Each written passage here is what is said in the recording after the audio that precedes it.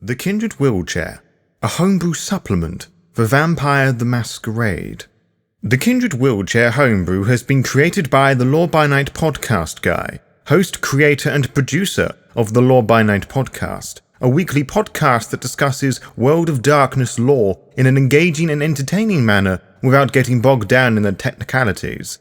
At the time of this supplement, no income has been generated from the Law by Night podcast or any other associated material that he has created relating to the World of Darkness brand. However, he does have a Ko-fi page that people can use to tip him if they should feel so inclined. Thank you in advance for your generosity. The Law by Night podcast guy is autistic and has grown up with and living alongside people with various visible and non-visible disabilities and learning differences. Many of these are wheelchair users. He encourages and promotes the acceptance of neurodiversity and accessibility. He is pro-LGBTQ+ and is anti-racist. This extends onto his Discord server, where users are welcome to use whatever pronouns they wish and are encouraged to provide image/GIF descriptions to those who are visually impaired, amongst other rules. He is also working closely with a select few members of the server on transcript notes for those who are deaf or hard of hearing. Despite creating his helpful podcasts and his constant support to the Vampire the Masquerade community, he felt that he wanted to give more back to them, hence the creation of this homebrew. This idea would not have been possible had it not been for the creation of the famous combat wheelchair created by Sarah Thompson. She is a freelance writer for tabletop role-playing games, focusing on positive disability and chronic illness representation and content in games. She has worked for established game companies such as Artelsorin Games on The Witcher, Cyberpunk Red, and Palso on Starfinder. Disabled herself, Sarah also works as a disability advocate in the tabletop role-playing game community and also as a sensitivity reader. She is also the founder of disabled streaming community Heroes Without Limits. The work she has done for the tabletop role-playing game community is incredibly inspiring, and the Law by Night podcast guy would like to thank Sarah for her work and the effort she has put into the creation of her material, educating those wanting to learn, and for fighting ableism in all of its forms. The Law by Night podcast guy would also like to thank the following, in no particular order, for helping him with the proofreading and editing of this supplement: Jersh/Josh/Strange Adventures, Michael Nason, Donna Cisco, Steffi Devan, Catrell Page, Lady Dark Scarlet, Cass, Aurora Sanguine, Archon Bun, Faye the Pagan, Zion, Chloe the Kearseed, and Mama Law by Night, wielder of the mighty red pen. Disclaimer: portions of the materials are the copyrights and trademarks of Paradox Interactive AB and are used with permission. All rights reserved. For more information, please visit worldofdarkness.com. All other original material is copyright 2021 by the Law by Night podcast guy. Moonlight and Blood Ties by the Law by Night podcast guy. Luminescence bled, diffusing on the shallow puddle. Two bodies intertwined almost as one in a deceptive embrace.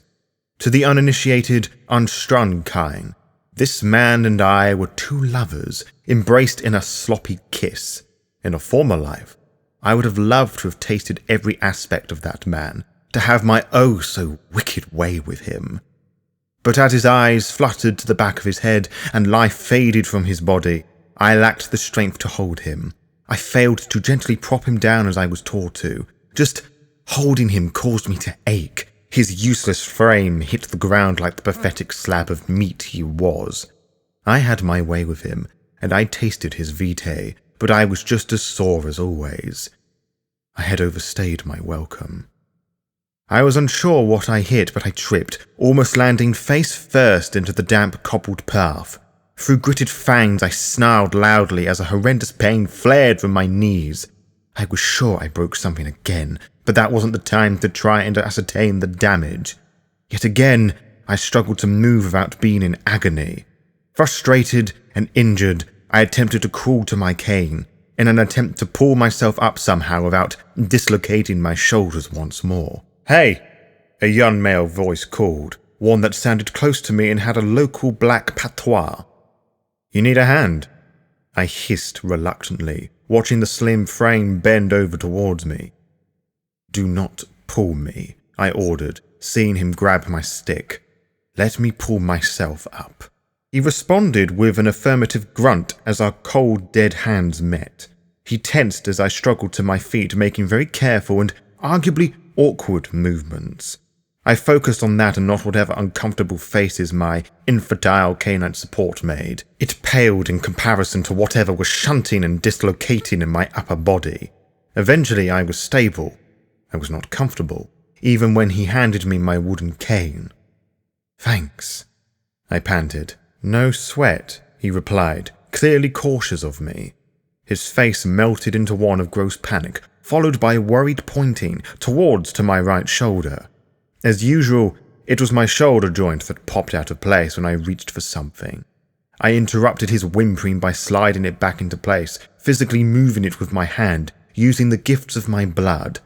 I looked directly at him. "Surely you know what I am?" I asked. Fiend?" he uttered quietly. That was indeed a nickname for what I was, but it was not all too clear that was what he meant given the circumstance. I raised an eyebrow at him to ignite some response from him. Sabmi Shimise." "Yes." He took a step back. "Oh, please," I spat, limping towards him. "I'm hardly in any state right now to turn you into some coat hanger." No, that wasn't it," he continued. "Just never seen one before. Thought you lot were fighting in a war or something. Not the French, but, you know." I snorted out a laugh. The convulsion in my chest made me aware that I indeed had one, wincing at the pain. "You all right?" he went, approaching me, his eyes noticing the body behind me for the first time. "No," I said, debating whether to tell him. "Is there somewhere we can talk where it's not so open?" "Need to deal with that?" he asked, now referring to the body. "No," I snapped. "He had one drink too many, he slipped and fell. May we leave?" Yeah. I mean, if you don't mind taking a lift with me. Got a car just round the corner from here." I sighed, mentally preparing myself for more physical discomfort. "Where are you headed?" "Out of here," he chuckled. "Very well," I decided, slowly walking out of the alley. I stumbled slightly, losing my balance in my left leg. He caught me and I yelled. His gentle grab with his large, rough hands felt like he just punched me. "Shit, he started.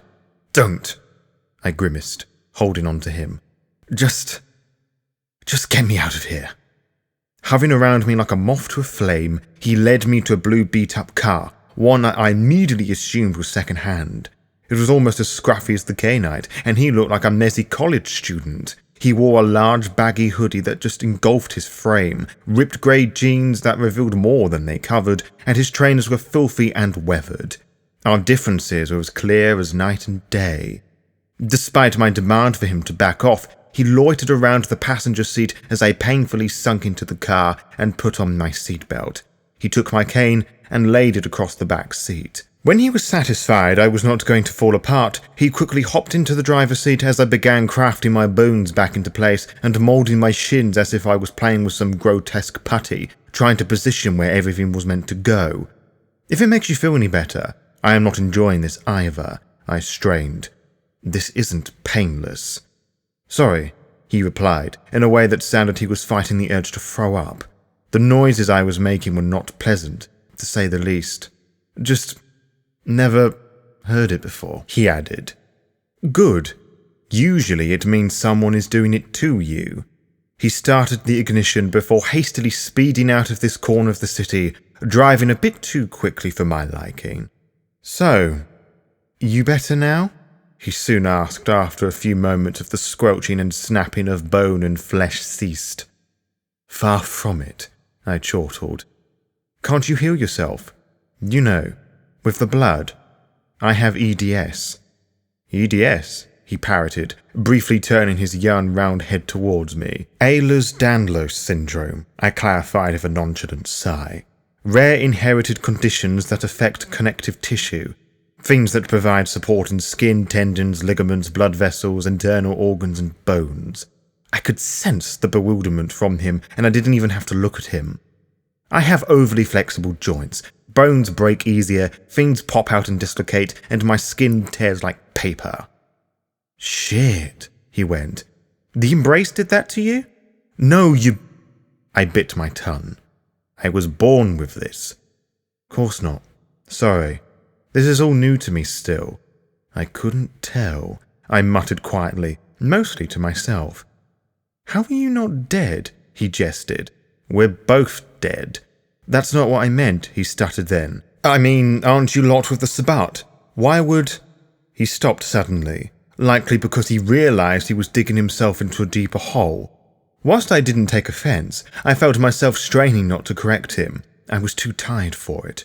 Though weakened, I resigned myself to watching him squirm. I was, after all, entitled to a little bit of fun. We stopped as we approached traffic. To our left were groups of people on the pavement being assaulted by the rain. Tiny, wet bullets pounded against their bodies. The rain was relentless, evidenced by the loud hammering on the roof, reminding me of the sound the oil drums made by my former packmates as they'd kick them across the abandoned factories. Reminiscing on the few happy memories I had there, I stared out of the window, forgetting about the Cainite in the driver's seat for a minute. Does it really surprise you that I'm disabled? I asked, barely turning my head to the driver. A little, he answered with a pained swallow. More surprised that being embraced didn't fix you. I snorted a short laugh. Not everyone wants to be fixed so that they appear to be normal and acceptable in society. That's exactly what you meant, I bit, looking into his dark eyes for a few seconds. I turned away, pointing out the window. You see the Kine? I can say with confidence that 1 out of 4, maybe 1 out of 5 of those people has some sort of disability. Could be physical, could be neurological, but we're there, no different from anyone else. Chances are that you fed on someone who has some form of disability. It would be fantastical to think otherwise. Never really thought about it, to be honest. I'm not surprised, I scoffed. We do all the same things you do, but some of us do those things differently. You may see a therapist to help you cope with depression, for example. I stumbled, English failing me at the most inconvenient moments. Physiotherapist? He said eventually. Yes, a physiotherapist, I repeated haphazardly. I had physio to try and help me feel more comfortable and not in agony for most of the day. Only... my therapist was an antseller that saw me as his little experiment. Dr. Benjamin Barker was his name. I paused as the traffic began to move again. The Cainite driver said nothing. He was American, briefly living in France, trying to find his purpose or some nonsense like that. Said he never encountered someone like me, a specimen like me. That's what he called me. He promised that if I kept turning up, he would find a way to make all my problems go away. That when he embraced you? He asked slowly. No. I refused to turn up to a few sessions because of the pain I was in, and he took umbrage to that. That's when I found out he was a vampire and he embraced me. There and then. Found out where I lived and turned me into a vampire, just as I was in a lot of pain. Dragged me to Paris, dumped me with a Sabbat pack who were meant to kill me. Instead, they just tortured me, broke my mobility scooter, pushed me around and discarded me like some broken toy, leaving me for dead. As far as they're concerned, I faced my final death. I never belonged with the Sword of Cain, and I know what you're thinking, that I was a moron to trust my sire, but no one's perfect. I tried everything. Painkillers, marijuana, acupuncture, morphine. Nothing worked. I just wanted to stop hurting for 1 fucking hour. I believed my sire for a while. Some of my problems did go away. For a time. He did help, but the doctor could not fix me. To him, I was a failure. I realized then I had been shouting, as the dead nothingness that followed my tirade seemed louder than before, as did the rain that continued to punch the body of the car. Hey, he said quietly, you ain't a failure. You survived your bastard of a sire, your shitty packmates, travelled to England and lived to tell the tale in this shit heap. You're a hero. You being here is proof of that. Don't think many other people would do what you did. What you do. I know I couldn't, which is why I was surprised that you didn't want to be better, you know? I'm sorry. I shouldn't have placed my standards on you. I held together my composure like poor tape, trying not to shed a tear in front of the K-Knight. That's the nicest thing any K-Knight has said to me since my embrace. Thank you. No sweat, he went with a smile. Hey, listen. I think I may be able to help you out a bit. It's all right, you've done quite enough, I went, trying to hide my smile. Could you take me... Hold on, hear me out, he insisted, making no effort to hide his smile. A few nights ago, my sire, adoptive sire actually, was visited by these folks who are working on something that I think could help you. I turned to face him, intrigued. Go on. They're supposed to have made this fancy wheelchair for Kindred. They just need the money to mass produce it or something. How's this any different from a regular wheelchair? I inquired. Honestly, not a fucking clue. I was made to leave to run errands, but I know it's being made by some Tremere, so it has to be pretty special, right? You almost sold it to me until you said Tremere. I sneered with disgust. Okay, fair point, but aren't you a little curious? Curiosity got me in this mess. Things will be different this time, though, he said with a proud smile. I'll be there with you. You? What? He chuckled. I'm being serious. I know. That's what puzzles me, I admitted. I don't even know your name, and yet you're being far too helpful. Oh, right. Ryan Willows. Kaitiv, he greeted. You? Olivia. Clan Shimisei, I followed, not familiar with the formal exchange. You hadn't answered my question. Well, Kindred gotta work together sometimes, he shrugged. You seem like the intelligent sort of guy who can turn folks into furniture, and I got the looks and muscle. We'll probably make a good team. I stared at his enthusiastic face with riveting confusion. Are you asking me to form a pack with you? Well, coterie is what we folks in the Camarilla call it, but yeah. You let me take you to these Tremere to get you fitted out. If they try any funny stuff, I'll fuck 'em up. Or my sire will if we both die. I could not help but laugh at that. He joined in until I began to feel bruised, not because of any dislocations or anything relating to my condition, just the pleasant feeling of laughing too hard. I missed it. Introduction. You really think I suffer because I use a wheelchair? Amber Thompson, challenging the Sheriff of Edinburgh. Designed by Kindred for Kindred, this wheelchair has been intuitively designed for the modern vampire. Whether it's to help them partake in the backstabbing politics of the Camarilla or cause mayhem with the Anarchs, this chair has been made for you. Created by the wheelchair-using Tremere, Taylor Thompson and her twin sister Amber, and distributed by their global network of disabled consultant ghouls and diverse vampires that make up the Thompson Twin Enterprise, the patented Kindred Wheelchair provides high-grade comfort and exceptional efficiency. The Kindred Wheelchair is tailored to each vampire to ensure optimum comfort for the user. It manages also to be lustrously fashionable whilst maintaining an affordable price, making it the ideal mobility vehicle for the discerning K-Knight. The design takes its influence from various wheelchair sports designs, most notably basketball and rugby wheelchairs, meaning it can sustain high impact. The wheelchair is also a manual standing wheelchair, which uses a gas spring-assisted elevation system, allowing the user to stand up at an 85-degree angle from a seated position. Combined with the supernatural properties of Kindred Vitae and Tremere knowledge, the Kindred Wheelchair may also be used as a weapon, providing the vampire with a means of physical defense and attack, putting them on an equal playing field with everyone else. Queries. On the surface, it may appear the wheelchair comes with features that make it unfair for a starting character to have. In actuality, it possesses these features because it is designed to enable a disabled coterie member to do the same things abled vampires can do. But the chair can fly!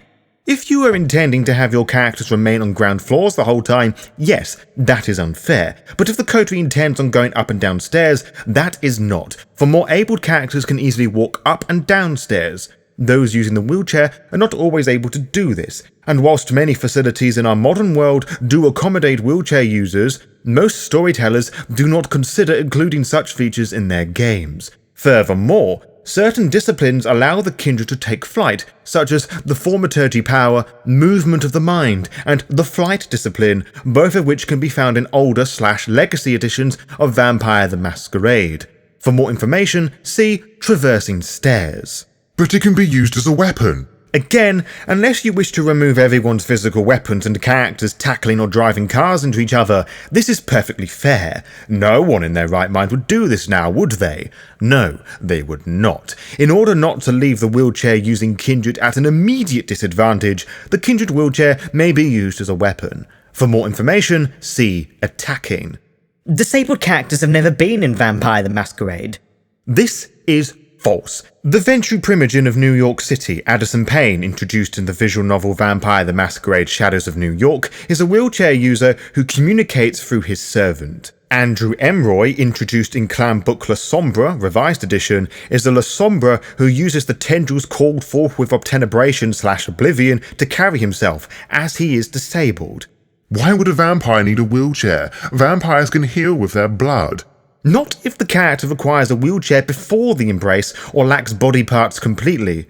It is not stated in V5, Vampire the Masquerade 5th Edition, that Kindred can regrow body parts. Previous editions and storytellers are very inconsistent with this rule also. Furthermore, and most important of all, most disabled people, whether they are a wheelchair user or not, do not want to be fixed. A note from the author. I shall reiterate that the Kindred Wheelchair is not meant for disabled characters to be better than the more able-bodied ones.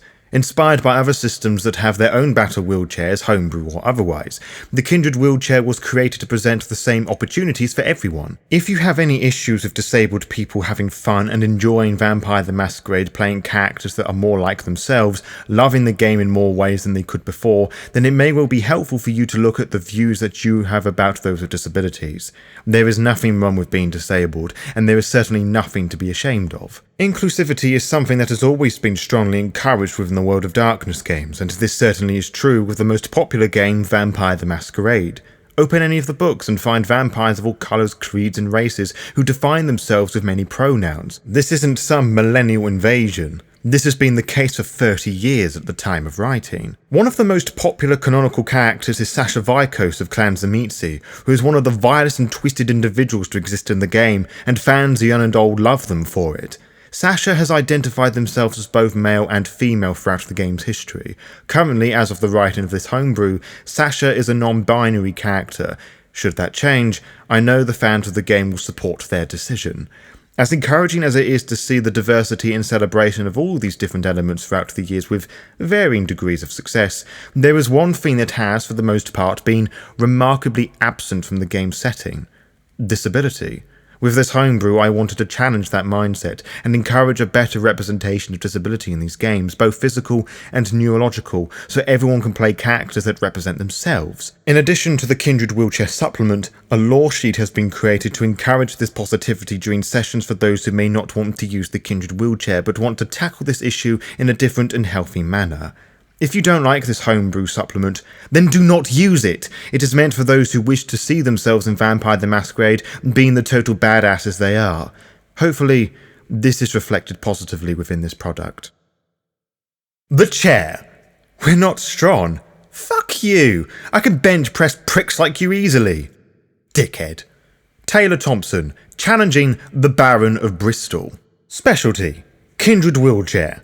The Kindred Wheelchair was designed by the Thompson twins, Taylor and Amber, to be easy to maintain and upgrade. In case of any accidents or damages sustained through combat, you may not easily be able to get hold of the twins, if your chronicle is based in the UK, or there are many consultants scattered across the world.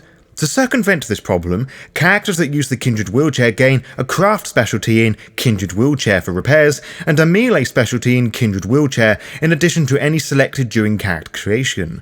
Portability and versatility. One of the best features of the Kindred Wheelchair is its portability. It is easy to fold away in the back of any vehicle, should the space provided in the seating area not easily accommodate a wheelchair, such as most 5-seated cars, 2-seated cars, etc. When folded up, the wheelchair is easy to carry. Serving as a blend between manual standing and sports wheelchairs, the Kindred Wheelchair weighs 40 pounds 20 kilograms. This is the wheelchair's base weight, meaning that all Kindred can carry it with ease. Further attachments will add to the weight and may cause the chair to be more inconvenient to carry around and be more cumbersome to transport. With each upgrade, the difficulty to pick up the chair, determined by a strength check, is increased by 1. The first upgrade is a difficulty of 4. A complete failure means you are unable to lift up the chair, whilst more failures than successes mean you'll need assistance. Your coterie and/or ghouls may be able to help. Page 122 of the V5 core book. Note: some disabled people can use their legs for a short period of time with and without assistance. Some may need a walking stick/crutches, etc.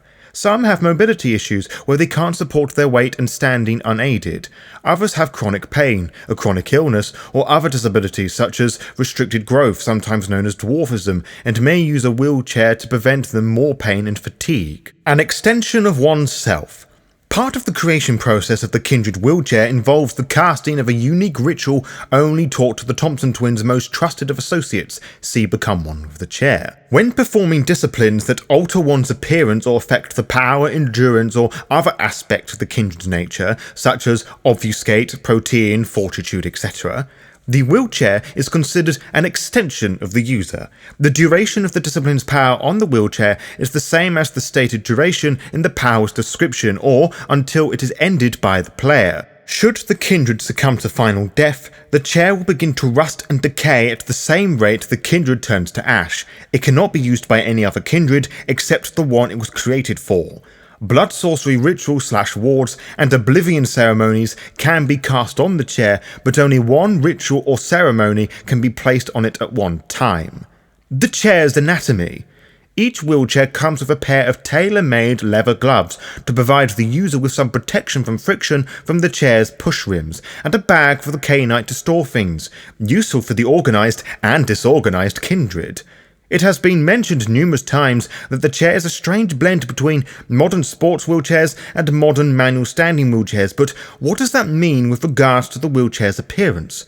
4 elements make up the chair's basic structure. Slanted wheels. These wheels provide easy passage over various different terrain types, as alas the world over, road and pavements are never constantly smooth.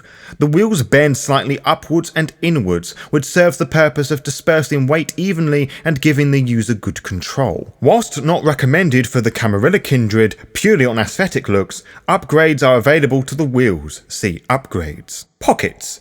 4 pockets can be found on the frame of the wheelchair that can be used to store handguns, mobile/cell phones, etc. The risky vampire could even store a blood bag for a short period of time. After all, no one would suspect anything wrong with that. It could be part of a medical condition. Seat levers. On the underside of both adjustable armrests are 2 levers that lift and tilt the seat, which allows the user to stand and face their adversary. It can also be used to make getting in and out of the chair easier, if the character does not have the upper body strength to pull themselves into standing position straight from sitting position. Seatbelts.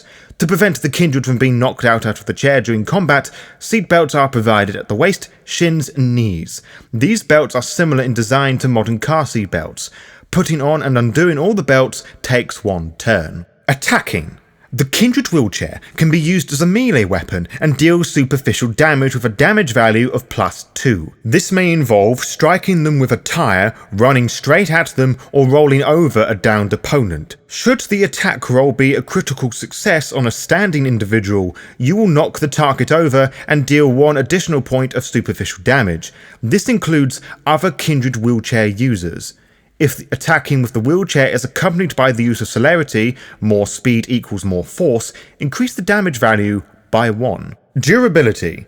Fashioned around sports wheelchairs, the Kindred Wheelchair can take quite the beating before it needs to be repaired by a representative of the Thompson Twin Enterprise or yourself. It has also been strengthened by unique polymers created by the Tremere to withstand angry kindred with the likes of Potence and Protean at their disposal.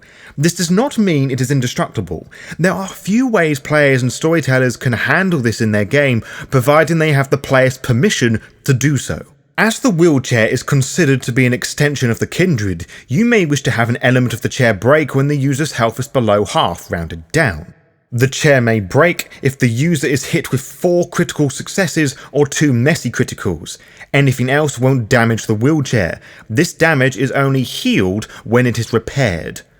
An attack with a critical success harms the chair normally as a regular attack aimed at the kindred half down, with any bonuses from disciplines applied.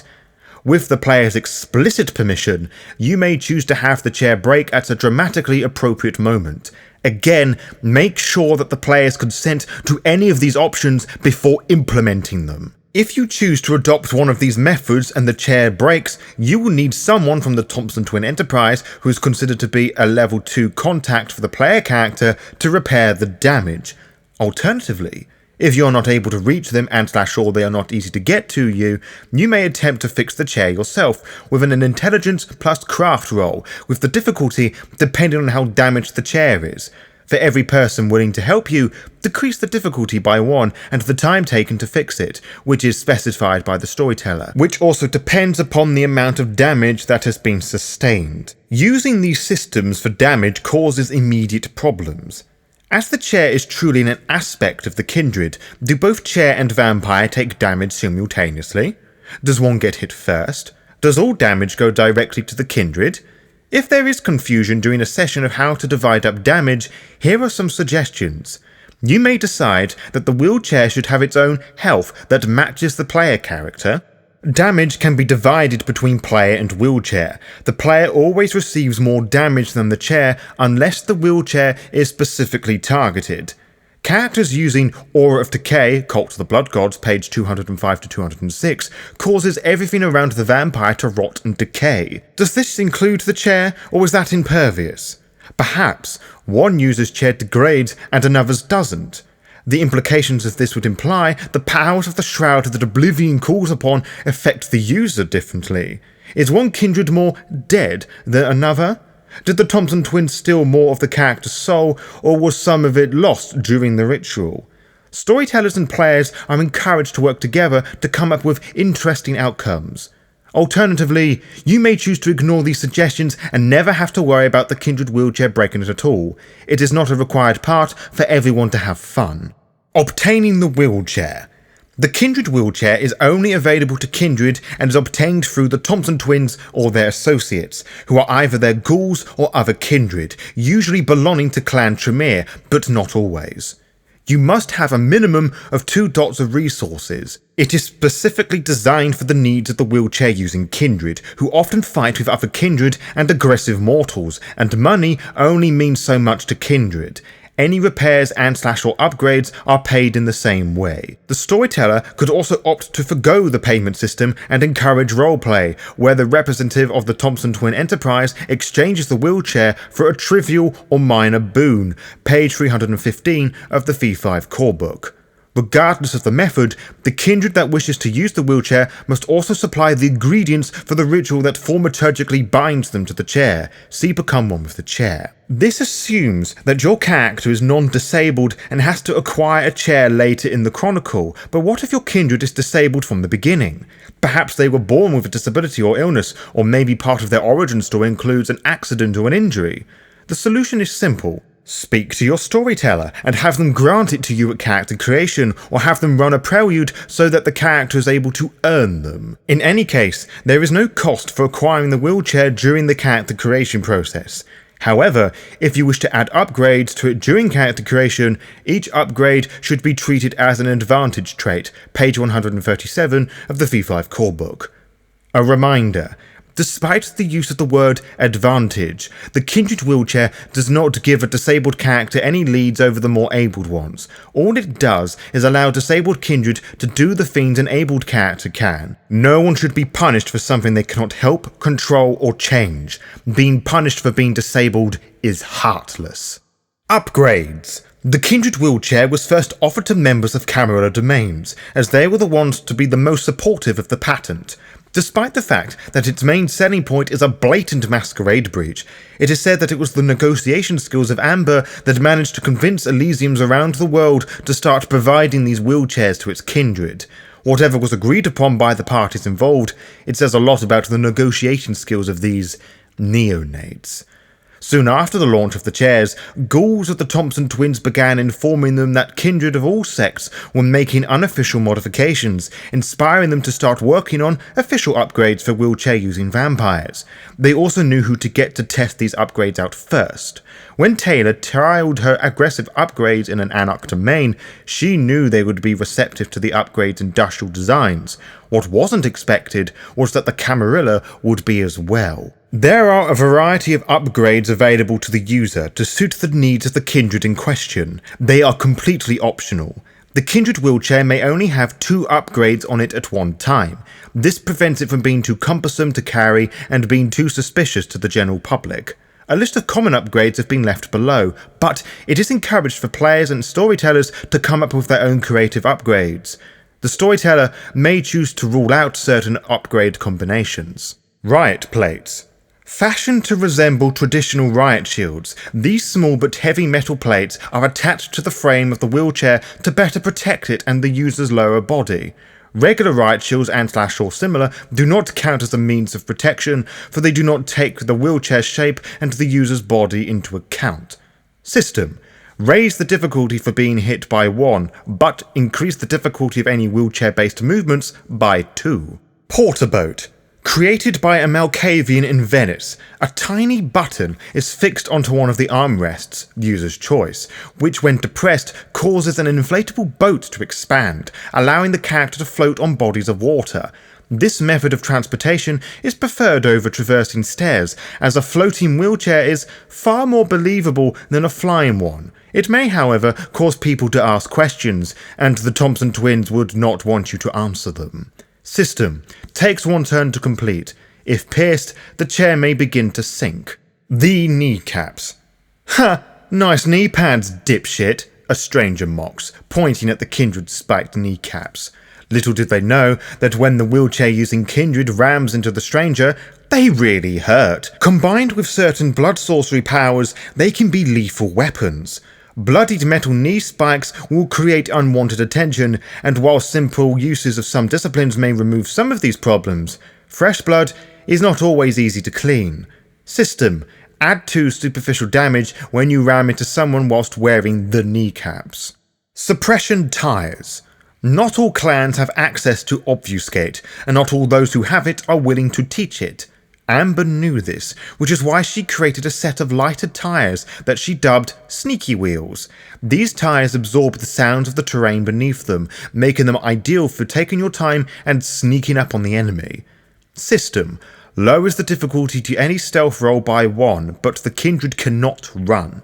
Moving quickly and silently cannot be circumvented with the use of traversing stairs or the use of celerity, as both cause noise, defeating the purpose of the tires. Powers and Lawsheet. We are shunned from our society because of the way we look, but rarely are we elected for the embrace for our appearances. We're chosen for our merits. You are worthy of the embrace. No one may remove that from you. Malcolm Ashburn of Clan Nosferatu, counselling a fledgling of his clan. New blood sorcery. Traversing stairs. The unique magic of Taylor and Amber Thompson has caused much speculation amongst modern Kindred scholars in recent years. It is a magic unique to them, and they share this only with their associates. Some rumours speculate that the Thompson twins gained unusual powers when they sold their souls to a demon, whilst others claim they're members of Clan Hecata, who ensnare wraiths to command their chairs. A few scholars have hypothesized that the twins are Banu Hakim, given their obsessive demand for blood payments. Others believe these neonates are not as young as they appear, despite their youthful, sweet appearances. Clan Tremere has issued no statement on the matter. When designing the chair, the fight against the most irritating of enemies for the wheelchair user, the flight of stairs, was one of the first things that the Thompson twins wanted to address.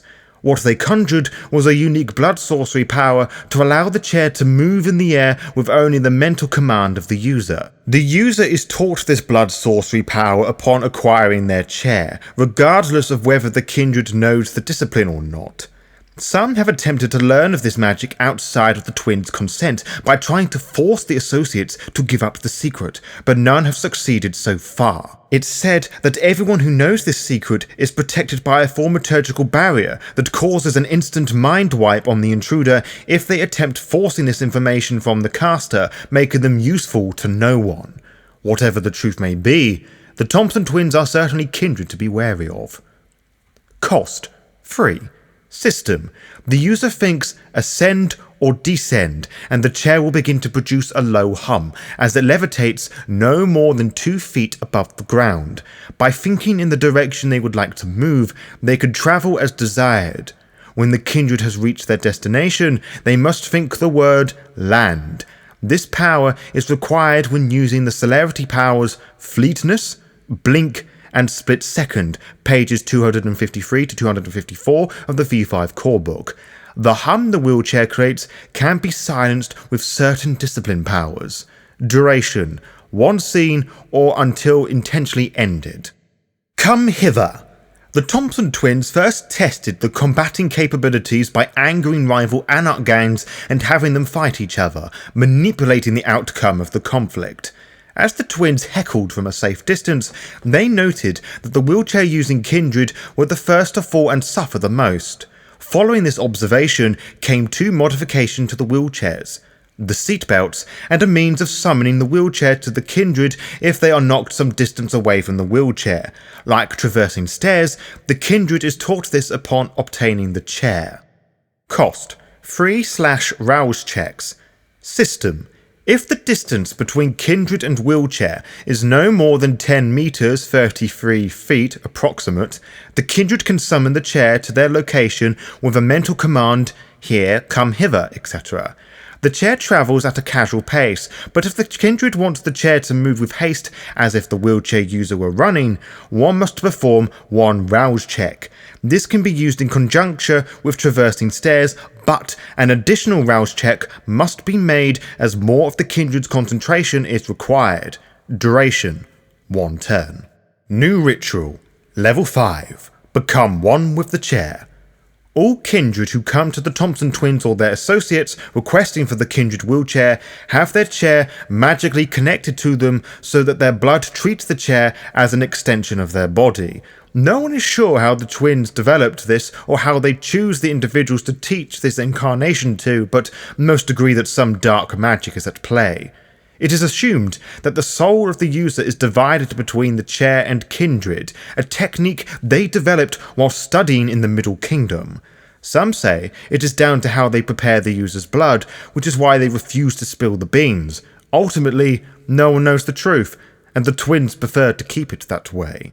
Ingredients: a vial containing the wheelchair user's blood, 3 strands of their hair, doesn't matter where it is taken from, a strip of clothing, and a ring belonging to and worn by the user. System: the wheelchair-using kindred puts on the ring on a finger of their choice and is seated in their chair. The alchemist makes deep incisions in their own left palm with a blade whilst chanting the ancient scriptures taught by the Thompson twins. As they do this, they dip the ring into their bloody palm and smear a circle of blood on the ground around the wheelchair-using kindred. After 10 minutes, the circle will begin to glow an unpleasant purple. The alchemist will pluck the 3 strands of hair and add them to the vial of the wheelchair user's blood, still chanting. They will pour half of the vitae on the user's head and a quarter on the strip of clothing that has been previously placed on the chair. With more ancient chanting, the kindred is now one with the chair. As for the remaining blood, that now belongs to the Thompson twins' files. What happens to it now is of none of your concern. Duration: permanent or until final death of the wheelchair user. See an extension of oneself. Lawsheet: Taylor and Amber Thompson. As the 3 Tremere houses bicker and squabble over who has the most magical authority, the Thompson twins have worked independently from the houses whilst recruiting members from them and the other clans to develop and distribute their wheelchairs across the world. Where Taylor fails at subtlety, Amber succeeds in tactful negotiations. The twins have always worked together, bringing different themes into their distinct takes on blood sorcery to their global enterprise. Taylor, who has been a wheelchair user for most of her life, is the public face of the company, promoting the wheelchairs to the opposing factions, often using aggressive language to knock down stubborn mindsets. Then there's her younger wheelchair-using sister Amber, who was embraced by Taylor following a horrific accident. She is what the fledglings would call the brains of the company. Quiet, reserved, and a deep thinker, she showed great promise before, but the fall of London halted such official progress. She took herself, her sister Taylor, and their magic away during this time. Not much is known of the Thompson twins beyond their public personas, but some who have worked with them will tell you that there is more to them than meets the eye. Such disloyal associates no longer exist. Few can guess what Taylor and Amber are planning behind the scenes, and how they have managed to stay hidden from the Jihad and the Second Inquisition. Many within the Camarilla and Anarch suspect there will be a civil war within Clan Tremere soon. 1. Ableist Disabler. You are fully committed to the Thompson twins' mission to change mindsets and educate how we should support those who are disabled within society. When calmly educating those around you, you gain 2 additional dice to any persuasion roll. 2. Delivery Pigeon. Taylor and Amber task you to regularly deliver materials both mundane and supernatural for their various contacts. Whether this is done because they see you as a trusted asset or because you have pissed them off is down for you to decide. Either way, they will be watching you and they will reward/punish you appropriately. 3. Taylor's Apprentice. Taylor Thompson, the loose cannon, has taken a shine to you, for you're not afraid to stand up for any minority, acting as their voice. When defending a disadvantaged party or someone with any disability, you may add 3 die to any intimidation roll. A critical success causes the opponent to immediately end their argument. A bestial failure results in a frenzy check. Taylor also serves as a 4. Moala, but only for purposes of Tremere dealings within the Anarchs. 4. Amber's Apprentice. Amber Thompson, the calm and composed one, has taken an interest in you. She respects your desire to study and improve your arcane knowledge, not pressured by anyone beside yourself. Once per story, if you ask her anything about blood sorcery or oblivion ceremonies, she will answer it honestly. She is by no means a dedicated scholar, but she knows more than most. Amber also serves as a 3. Moala, but only regarding the occult. Any information she gives you will be expected with something of equal weight in return. 5. Wheelchair Maker, Tremere only. You are one of the twins' trusted associates and can construct the Kindred Wheelchair for disabled kindred. You can learn the ritual, become one with the chair, and perform it, providing you can learn level 5 rituals. They've given you a great responsibility. Grave things will happen if you tell anyone who is unworthy how to cast the ritual. The twins are always watching. Abled does not mean enabled. Disabled does not mean less abled. Kain Kajaro Nigiran.